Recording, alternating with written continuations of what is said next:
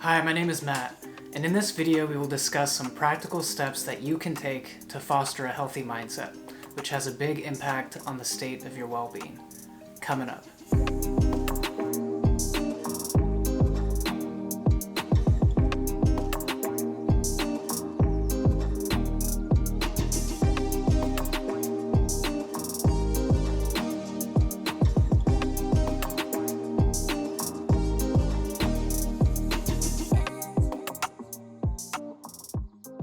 Hi everyone, thank you so much for being here.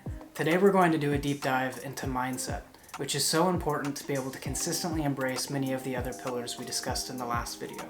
If your mind is not in the right place, it's going to be much harder, if not impossible, to stick to a new lifestyle. Mindset permeates everything, and I'd love to expand on it today by providing concepts and practical steps that you can take to sharpen it. If you like this content, please like this video, subscribe, and hit the bell notification so you are aware of when new videos are released. The first idea I'd like to share is choosing your attitude, and a great resource for this is Man's Search for Meaning, which I mentioned in the last video. Viktor Frankl attributes his very survival of the Holocaust to his mindset. In his book, Frankl writes, "Between stimulus and response, there's a space. In that space is our power to choose our response. In our response lies our growth and our freedom."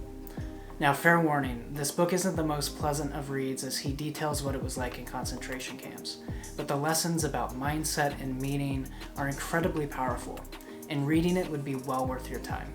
And it's a fairly short book, so lots of bang for your buck. The second concept I'd like to share is to nurture a growth mindset, a term coined by psychologist Carol Dweck. Let's compare a growth mindset with a fixed mindset to demonstrate what it means exactly. A fixed mindset is one where someone thinks that what they are capable of is based on what they were born with. They avoid challenges because they think they are either good or not good at something. They take feedback personally, and they get discouraged in the face of setbacks. Versus a growth mindset where someone thinks that what they are capable of comes from hard work. They embrace challenges because they are opportunities for growth. They take feedback as something to learn from, and they are strong in the face of setbacks because they recognize that they lead to progress. In Carol Dweck's TED Talk, she discusses a practical way that you can start to embrace a growth mindset, and it's really simple. Add the word yet. For example, someone with a fixed mindset might say, "I'm not good at sticking with a new diet," versus someone with a growth mindset would say, "I'm not good at sticking with a new diet yet." This simple word opens up the possibilities. And know that a growth mindset has empirical evidence backing up its efficacy. So give it a try. Add the word yet when you doubt yourself. The third idea I'd like to discuss is practicing gratitude. Science shows that people who practice gratitude consistently are naturally more positive, sleep better, and can even develop stronger immune systems. If you practice gratitude regularly, when you have an awesome day, the things you are grateful for will likely be obvious. But when you don't have an awesome day, you start to think of things that can be easier to take for granted.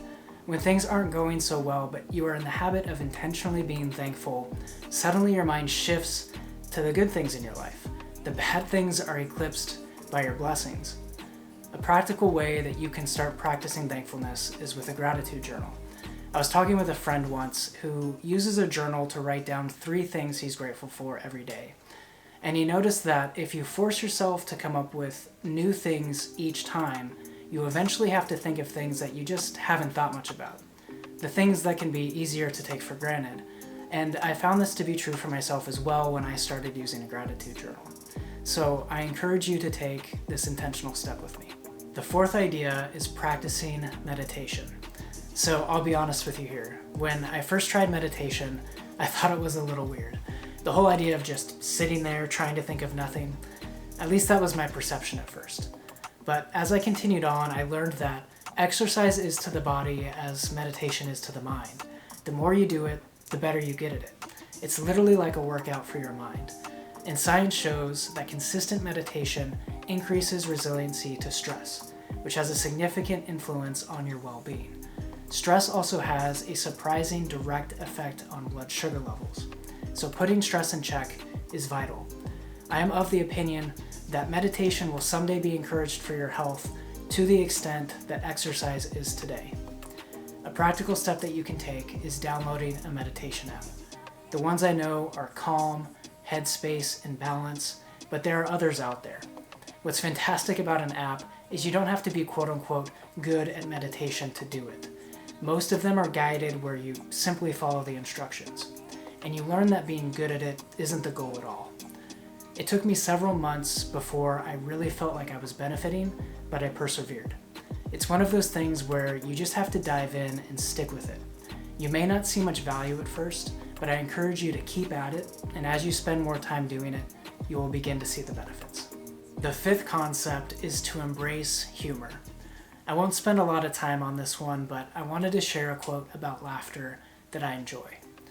Mark Twain said, "Power, money, persuasion, supplication, persecution, these can lift at a colossal humbug, push it a little, weaken it a little, century by century. But only laughter can blow it to rags and atoms at a blast. Against the assault of laughter, nothing can stand." They say that laughter is the best medicine, and I have to agree. But even agreeing with that, I have to remind myself of and be intentional with it. Surround yourself with people that you can laugh with. Find a show or podcast that gets you laughing. Whatever it is, embrace humor. And a big part of that embrace is to not take yourself too seriously and find joy in the day-to-day. The last idea I would like to share on this pillar is having a healthy outlet. Have a hobby that brings you joy that's not necessarily productive, but something that you do for the sake of having fun. I have found that I have a bias to wanting to be productive all the time, but I've also learned the importance of slowing down. An outlet for me is playing the guitar. The guitar is fun for me, but I am far from a professional, and that's the point. I'm not looking to become the next Jimi Hendrix, but to have fun with it, to challenge myself creatively and get better over time. A hobby can be one of the prominent tools you leverage to bring you joy and thus reduce any stress in your life. It can be photography, gardening, cooking, hiking, painting, you name it. You may already have a hobby, but if you don't, I encourage you to seek and find one. Thanks for sticking around to the end. Those are some concepts and practical steps you can take to bolster your mindset. I'd love to hear from you. If you found any of these ideas helpful for you, let me know in the comments below. Have a wonderful week, and I hope to see you next time.